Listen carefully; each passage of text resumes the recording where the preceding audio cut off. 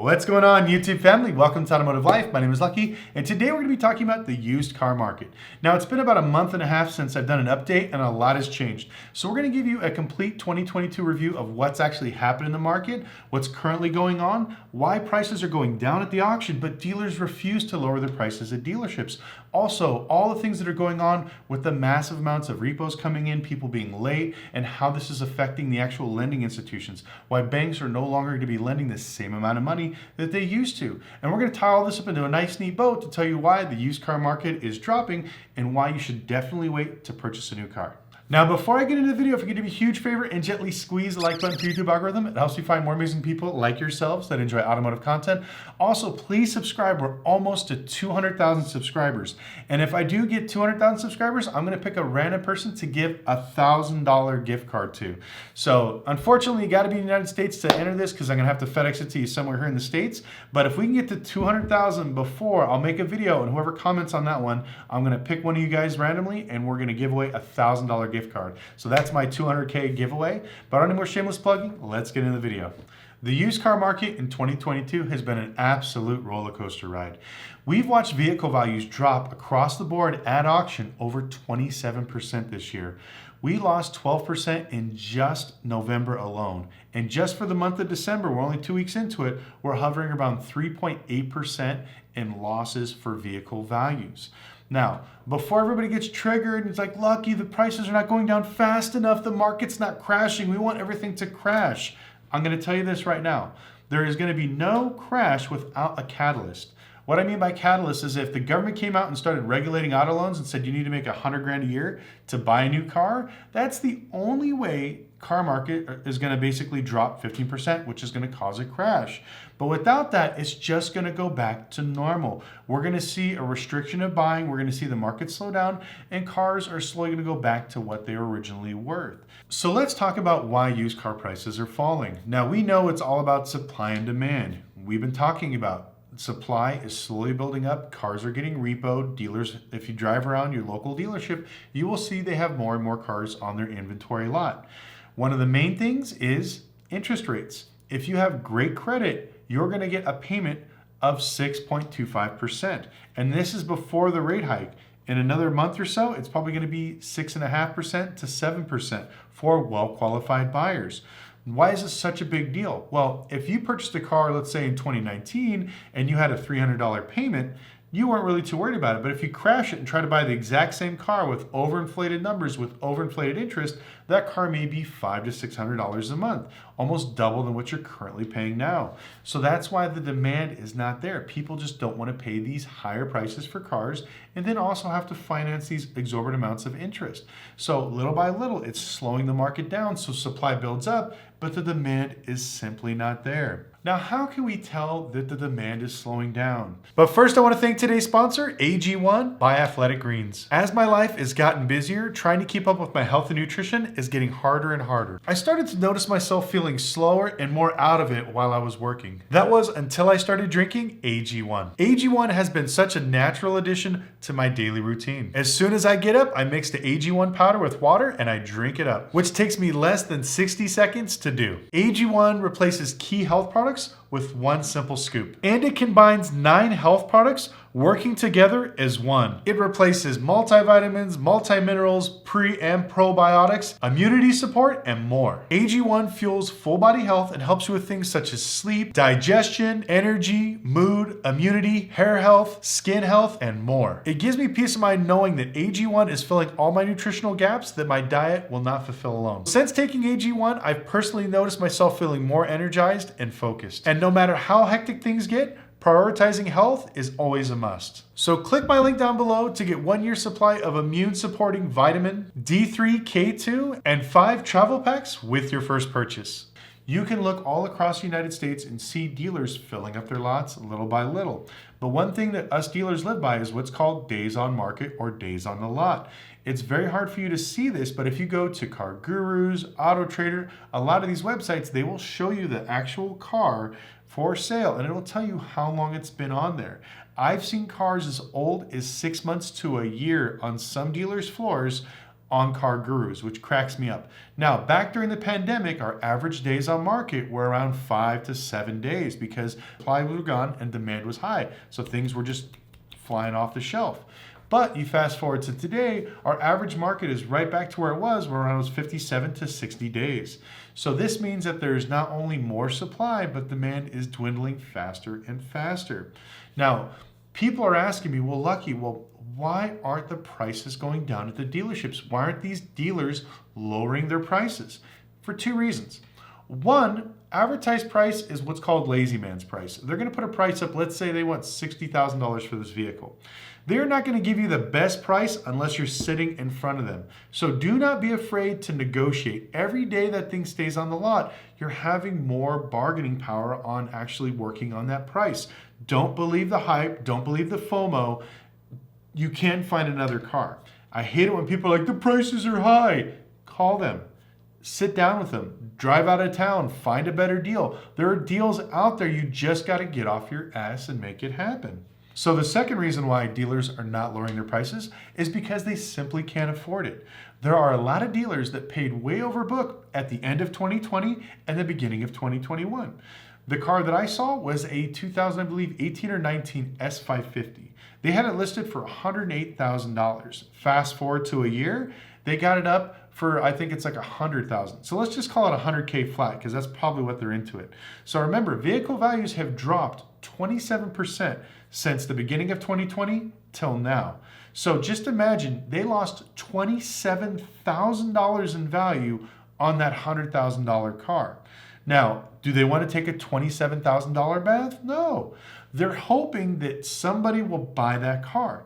Now, their only hope is somebody like Mercedes-Benz Financial, somebody that will not use traditional books to actually book the value of their vehicles because they're hoping that they can bury somebody in this vehicle. So they're keeping the price high. They're just waiting for that one customer to come by. Now, they can wait the waiting game and basically watch this prices trickle down. Luxury cars are the fastest dropping when it comes to vehicle values at auction. So my recommendation is to get rid of that car. Now, we keep talking about Wholesale Book and Kelley Blue Book and all these other things, but why is this so critical and why is this so important for used car prices to go down and why this affects the market so much? The main reason why is because dealers live off of a thing called MMR. But number two is a lot of banks use Kelley Blue Book Wholesale as their lending wheel. They basically get the values from Kelley Blue Book, times it by 110, 120, 130, 150%, and that's what they lend to the consumer. So as these books start to drop, the banks get more conservative and stop lending less money. And this is why the used car market is slowly retracting and prices are starting to correct. So back in the day, books were going just absolutely insane. Every month, the book was going up 3, 5, 10%. So the banks would adjust and give more and more money. And as this trend started going up, banks started getting in that trouble of lending 150, 160, 170% LTV, things they normally would never do because they had to ride that wave of inflation.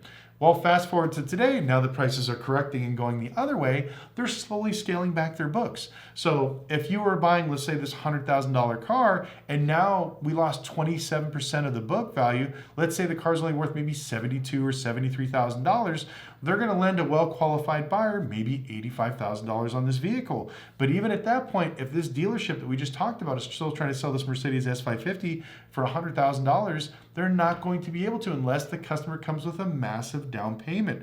So as these banks start to get restrictive and start lowering their books and getting more conservative with credit, and this is what we call the credit noose, because every month as those repos pile up, it's getting harder and harder for them to lend, and they're making it more restrictive, more down payments, fewer months on term. We talked about before in another video, a lot of the banks that were offering 84 months and 96 months on used and new cars, that is gone.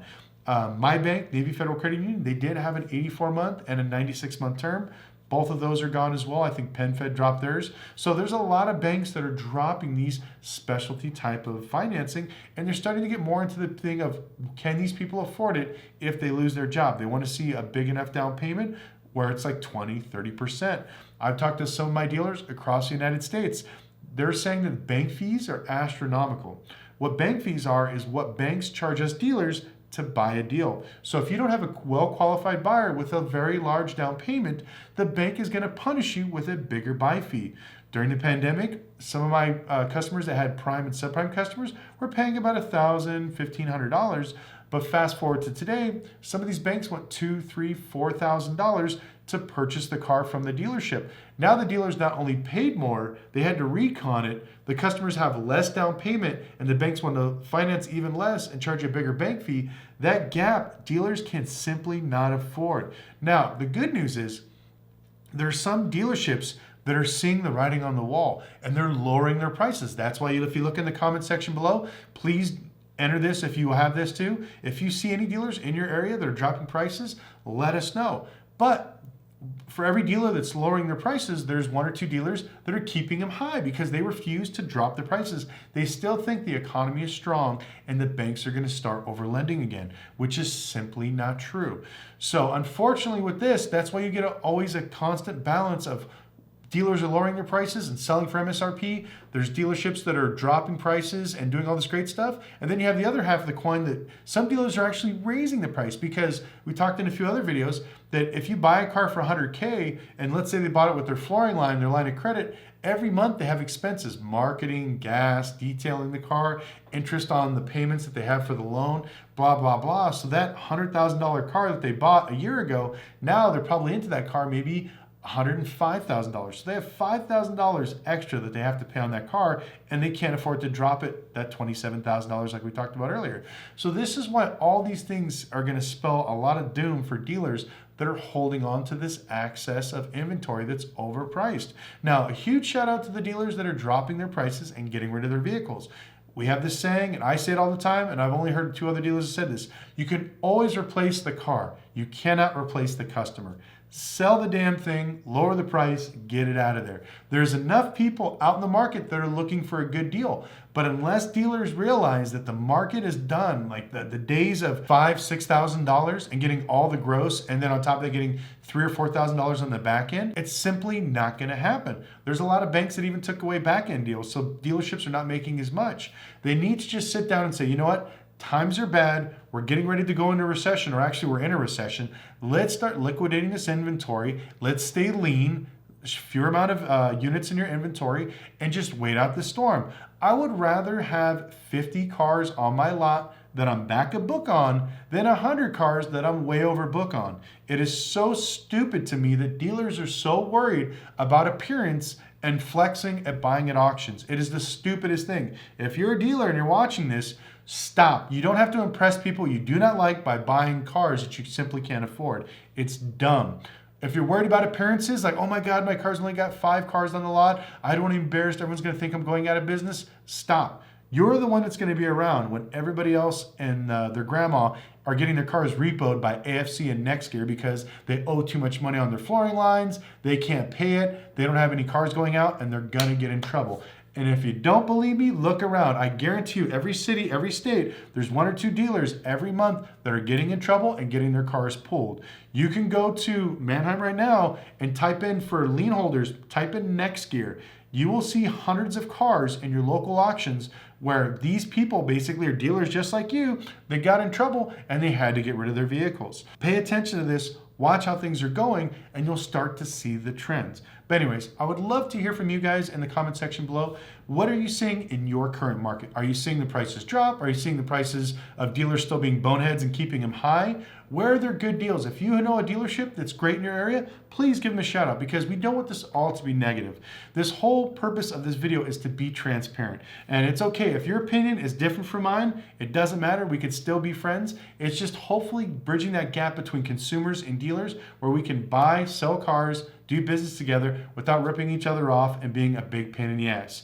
You know, there was a list of 10 things people wanted to do besides buying a car. And when I saw a root canal and a colonoscopy were on there, I realized that the automotive market needs a lot of help and needs a lot of things to be fixed. But anyways, I want to thank you guys so much for watching. Make sure you stay next week's video. I'm going to be talking all about how the repos are piling up and the numbers are going to start you. Last time I did this video, it was 1 out of every 4 cars that were 30 days behind. Fast forward, now it's 1.5 cars out of every 4 cars. It's getting worse. So stay tuned to that video. That's coming Friday.